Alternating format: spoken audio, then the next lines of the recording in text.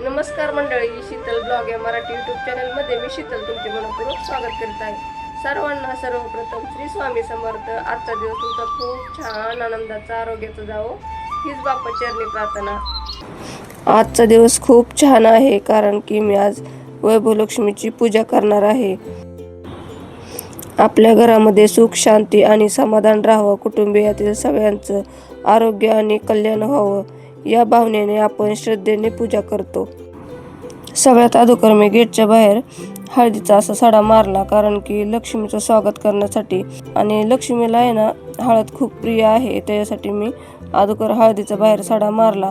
त्यानंतर गेटच्या बाहेरचं सगळीकडनं पुसून घेतलं आणि घरामधलं सगळं झाडून घेतलं व्यवस्थित.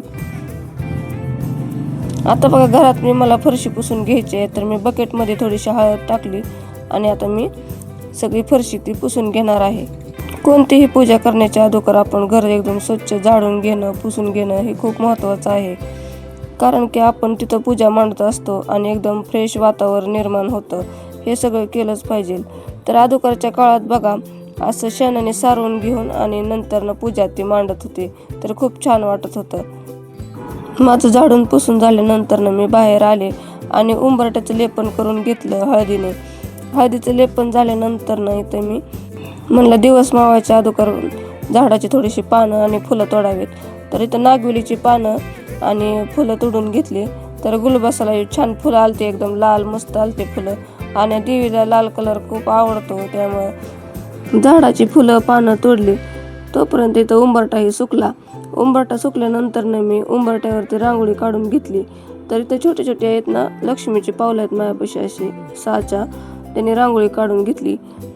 आणि हळदीचं लेपन केल्यावर तर रांगोळी काढल्यानंतर एवढं छान वाटतं ना, मस्त वाटतं बघा.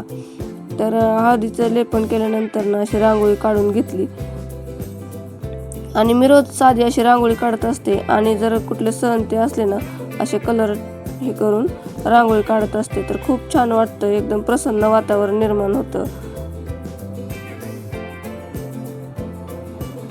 कुठल्याही कार्यामध्ये आपण रांगोळी काढली तर एकदम प्रसन्न वाटतं आपल्याला. त्यानंतर मी घरामध्ये आले. मंदिराखालीच एक पाट आहे, त्याच्या खाली मी स्वास्तिक काढलं. अगोदर काय केलं, सगळीकडनं धूप ते लावून घेतला, म्हणजे एकदम फ्रेश वातावरण तयार होतं, एकदम प्रसन्न वाटतं पूजा करताना. त्यानंतर मी तर स्वास्तिक काढून घेतलं पाटाखाली. तोपर्यंत दिवस मावळला. मग मी काय केलं, अगोदर म्हणलं तुळशीला दिवा लावून घ्यावा. दिवा ते लावून घेतला आणि तुळशीला आहे ना फुलं ती वाहून घेतली, अगरबत्ती वावळून घेतली.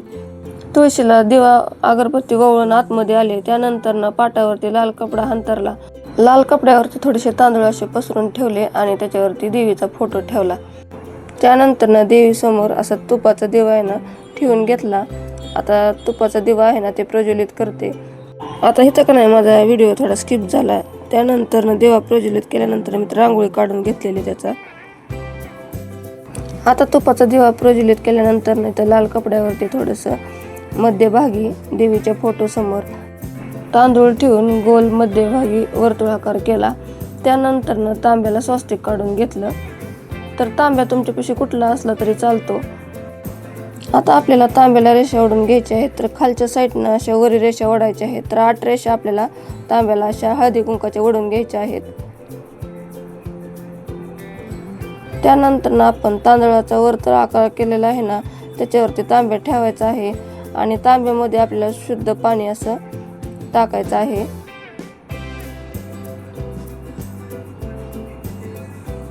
पाणी टाकून झाल्यानंतर 1 रुपयाचं नाणं आणि 1 सुपारी ठेवायची आहे आणि 1 फूल ठेवायचं आहे. त्यात इथं ध्रुवा असले तर तुम्ही ध्रुवाही ठेवू शकता, पण माझ्यापाशी नाहीत म्हणून नाही ठेवल्या. आणि आपण झाडाची पानं तोडलेली आहेत ना ती ठेवून घेऊयात. तर आता ही झाडाची पानं जरा छोटी होती, ती ठेवून घेतली, काही हरकत नाही, तरी छान वाटत होती बघा. 1 वाटी तांदूळ भरलेली त्याच्यावरती ठेवून घेतली तांब्यावरती. आता वाटीमध्ये आहे ना आपल्याला सोन्याचा किंवा चांदीचा दागिना ठेवून घ्यायचा आहे, किंवा 1 रुपयाचं नाणं जरी ठेवलं तरी चालतं. पूजेच्या सुरुवातीला ओम केशवाय नमः, ओम नारायण नमः, ओम माधवाय नमः असं 3 वेळ नाव घेताना प्रत्येक वेळी डाव्या हातातील पाणी उजव्या हातात पाणी घेऊन ते प्राशन करावे. त्यानंतर ओम गोविंदाय नमः, ओम वैष्णवाय नमः असे दोन वेळा म्हणत डाव्या हातातील पाणी पळीने उजव्या हातात पाणी घेऊन ताम्हणात सोडावे. त्यानंतर डोळ्याला पाणी लावावे. अक्षदा हातात घेऊन हात जोडावे. कुलदेवतेला वैभवलक्ष्मीला कार्यसिद्धीसाठी बोलावे. अक्षदावर पाणी सोडून त्यात ताम्हणात सोडाव्यात. गणपती म्हणजे सुपारी चालते, किंवा तुम्ही गणपती बाप्पाची मूर्ती घेऊ शकता. नंतर त्यांना स्नान घालावे. फूल दुर्वा वाहून नमस्कार करावा आणि स्नान घालून गणपती बाप्पाला विराजमान करावं. आता कलशाच्या उजव्या बाजूला आपल्याला गणपती बाप्पाला विराजमान करायचं आहे. त्यांना अक्षदा फूल दुर्वा व्हायच्या आहेत. त्यानंतर गणपती बाप्पाच्या उजव्या साईडला शंख ठेवायचा आहे. त्यानंतर शंख, घंटा यांना गंध, अक्षदा, फुले वाहून पूजा करायची आहे. शंखात पाणी घालून पूजा साहित्यावर स्वतःहून शिंपडावे. देवीला आवाहन म्हणून अक्षदा व्हाव्यात. पळीने पाणी, गंध, अक्षदा व फुले वाहून अर्धे म्हणून ते पाणी देवीला घालावे. त्यानंतर देवीला क्रमाने साध्या पाण्याने, पंचामृताने, गरम पाण्याने स्नान घालावे. त्यानंतर गंध, अक्षदा, फुले, हळदी कुंकू वाहून, निरंजन, अगरबत्ती वाहून, पंचामृताचा नैवेद्य दाखवून, विड्याच्या 2 पाने, त्यावर नाणे व सुपारी चौरंगावर ठेवून त्यावर पाणी सोडावे. देवीला आंघोळ घालताना श्रीसूक्ताचा अभिषेक करावा. तो येत नसेल तर अभिषेक करताना 108 वेळा जय लक्ष्मी माता म्हणावे. आता शंख, घंटाला पुन्हा गणपती बाप्पाला सगळ्यांना असे फुलं वाहून घेते. त्यानंतर सगळ्या देवांना हळदी कुंकू वाहून घेतलं. मी स्वतःला लावून घेतलं. नंतर पुस्तकाच्या सुरुवातीला देवींचे 8 स्वरूप आहेत, त्यांना हळदी कुंकू लावून सगळ्यात पहिल्यांदा माताश्री गजलक्ष्मी. हे गजलक्ष्मी माता, तू कमलिनीचे जसे कल्याण केले तसे आम्हा सर्वांचे कर.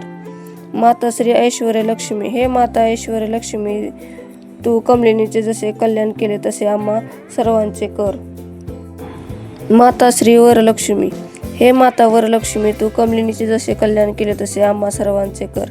माता श्री आदिलक्ष्मी. हे माता आदिलक्ष्मी, तू कमलिनीचे जसे कल्याण केले तसे आम्हा सर्वांचे कर. माता श्री विजयलक्ष्मी. हे विजयलक्ष्मी माता, तू कमलिनीचे जसे कल्याण केले तसे आम्हा सर्वांचे कर. माता श्री धनलक्ष्मी. हे धनलक्ष्मी माता, तू जसे कमलिनीचे कल्याण केले तसे आम्हा सर्वांचे कर. माता श्री संतान लक्ष्मी. हे संतान लक्ष्मी, तू जसे कमलिनीचे जसे कल्याण केले तसे आम्हा सर्वांचे कर. असे सगळे म्हणून त्यानंतर शंभू बाळाने कहाणी वाचली. तर खीर बनवण्यासाठी इथं मी 4-5 चमचे रवा टाकला आणि काजू बदाम बारीक कट करून केलेले ते टाकले आणि ते 1 चमचा तूप टाकून घेतलं पॅनमध्ये. चांगले मिक्स झाल्यानंतर त्याच्यामध्ये बारीक शेवा आहेत खिरीच्या, ते टाकल्या, भाजून घेतल्या आणि त्या भाजल्यानंतर काढल्या. इथं तुम्ही शिराचा ती प्रसाद करू शकता. तर इथं मी पॅनमध्ये पाणी टाकलं आणि अर्धा वाटी दूध टाकलं. दूध आणि पाणी टाकल्यानंतर आवडीनुसार साखर टाकली आणि अर्धा चमचा त्यात तूप टाकलं आणि आपण रवा ती भाजलेला आहे तो त्याच्यामध्ये टाकला. नंतर विलायची पावडर टाकली आणि 4-5 मिनटं खिरीला चांगलं शिजवून दिलं. तर आता खीर चांगली शिजली. आता देवीला दाखवूया प्रसाद आपण. तर खीर खूप छान झालती. देवीला पाणी ओवाळून नैवेद्य समर्पयामी म्हणलं आणि देवीला नैवेद्य दाखवला. देवीला नैवेद्य दाखवल्यानंतर लगेच देवीला नारळ अर्पण करून घेतला हळदी कुंकू वाहून. तर एकदम शास्त्रशुद्ध पद्धतीने मी वैभवलक्ष्मीची पूजा केलेली आहे. त्यानंतर लगेच निरंजन लावलं आणि लगेच आम्ही शंभू बाळाने मी आरती करून घेतली. आता पुस्तकाच्या शेवटीला बी आरती आहे बघा तिथे लिहिलेली, ती म्हणली तरी चालते ना, तर दुर्गे दुर्गट भारी म्हणलं तरी चालतं.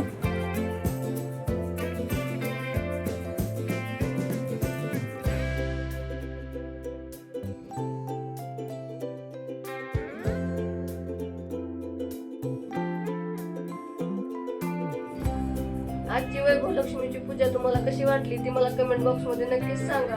व्हिडिओ जर आवडला असेल तर व्हिडिओला लाईक, शेअर आणि सबस्क्राईब करायला विसरू नका. व्हिडिओ बघितल्याबद्दल धन्यवाद.